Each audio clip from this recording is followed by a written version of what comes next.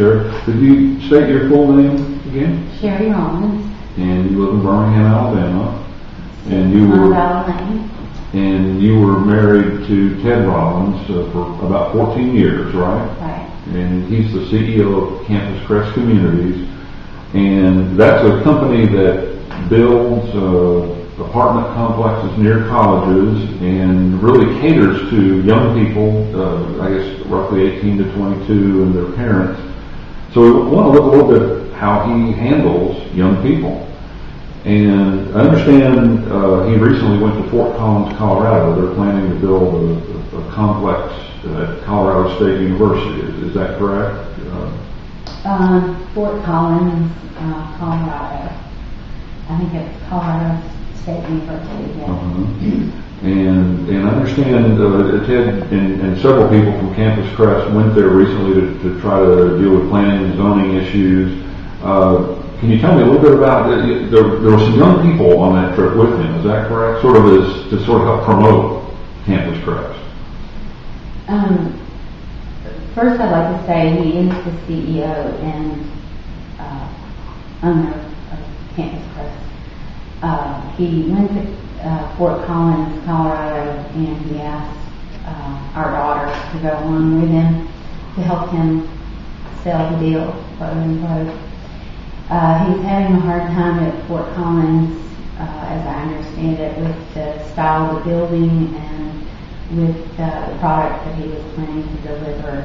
And he was trying to put the apartments in a nice subdivision type area, and a lot of people there in that subdivision were not happy with the apartment product that was being introduced. So he took himself and some other people, I'm not clear as to who those were, and my daughter, who was 17 at the time, to Fort Collins, and they stayed in the home of Josie Clout, who was on the committee, the committee to help him rework his architectural plans and make them more green and sustainable.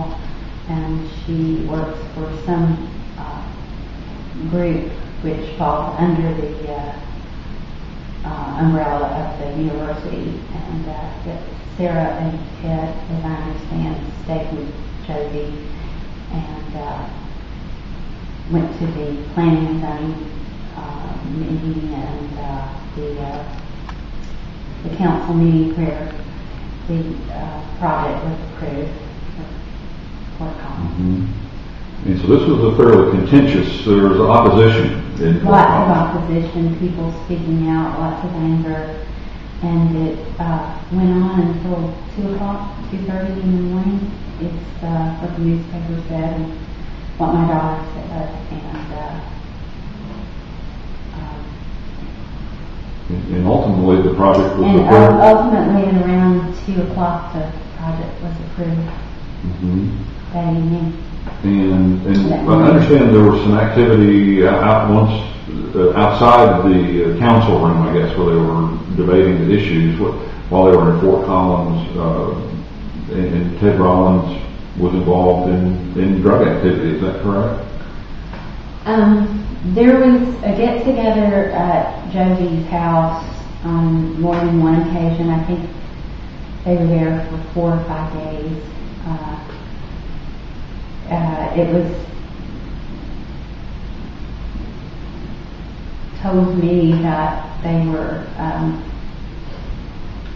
were parties at Josie's house, and musicians came over to play music, and that Ted took part in that, and there was smoking of illegal substances, and Ted. Marijuana?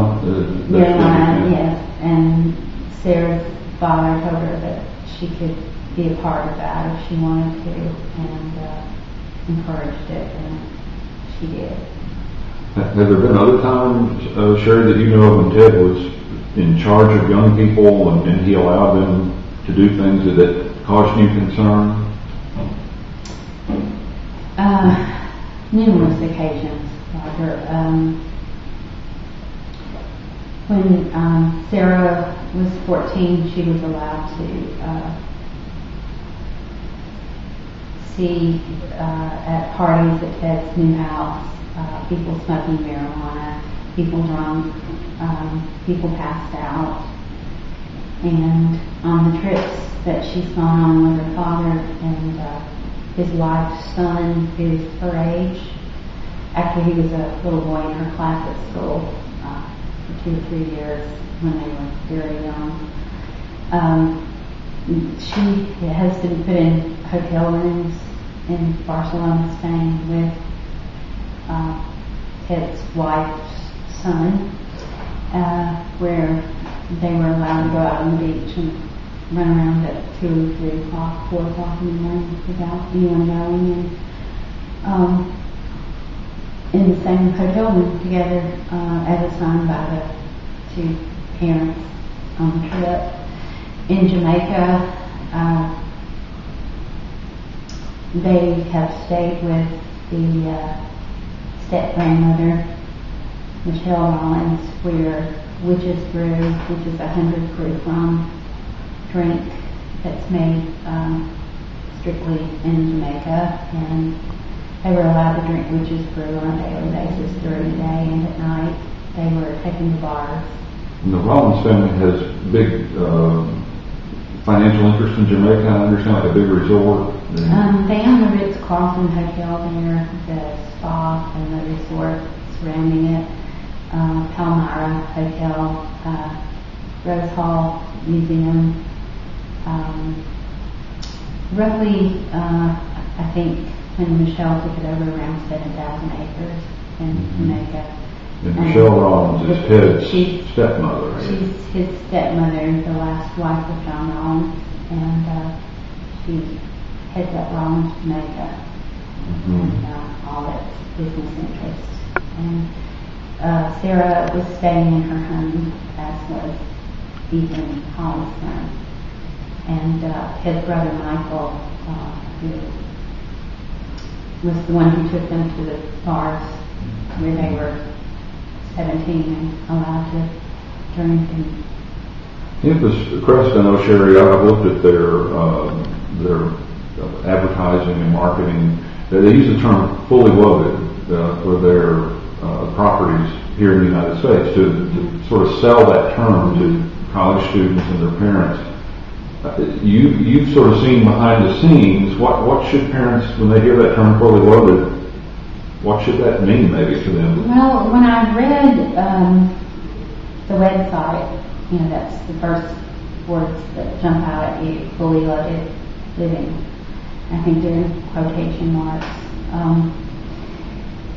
My understanding of fully loaded living at this point would be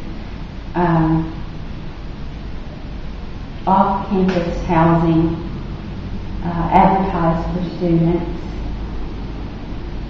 built for students, and with the problems that I see with that situation, it's a fully loaded problem looking for a place to happen, a group of young people without any supervision or, dorm mothers are the type of people who actually,